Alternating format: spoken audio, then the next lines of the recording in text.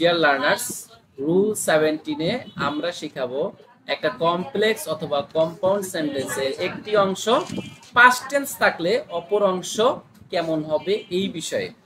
So dear learners, ভালো করে খেয়াল করো। এইখানে আমাদের যে ব্যাপারটা রয়েছে সূত্রের মধ্যে লেখা আছে সেটা আমি সংক্ষেপে বলে দিচ্ছি। সেটা হচ্ছে এই বাক্যটা খেয়াল করো।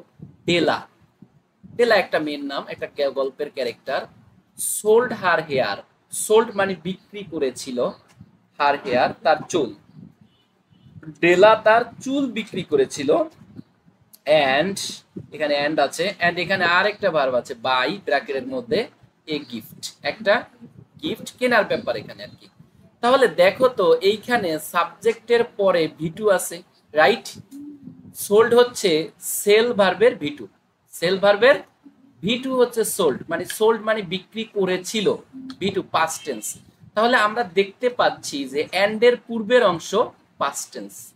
তো কমপ্লেক্স কম্পাউন্ড সেন্টেন্সের নিয়ম অনুসারে সাধারণত ব্যতিক্রম হতে পারে, এর উভয় অংশে অর্থাৎ প্রথম অংশ পাস্ট টেন্স হইলে পরের অংশ পাস্ট টেন্স হয়। সো আমরা এখানে এই বাইটার পাস্ট টেন্স করব। বাই এর পাস্ট টেন্স হচ্ছে বট, বাই এর পাস্ট টেন্স বট। সো আমরা এইখানে এই বাইটা বট হয়ে যাবে। তাহলে পুরো বাক্যটা হবে Della sold her hair and bought a gift. এই যে এইখানে সোল্ড ভিটু ছিল, তাই এখানে বাইটা ভিটু হিসেবে বট হয়ে গেছে। কারণ কি? এটা একটা কম্পাউন্ড বাক্য। কম্পাউন্ড বাক্যের প্রথম অংশ ভিটু আছে, তাই পরের অংশ কি হবে? ভিটু হবে। আশা করি রুল 17 খুব সুন্দরভাবে বুঝতে পেরেছো।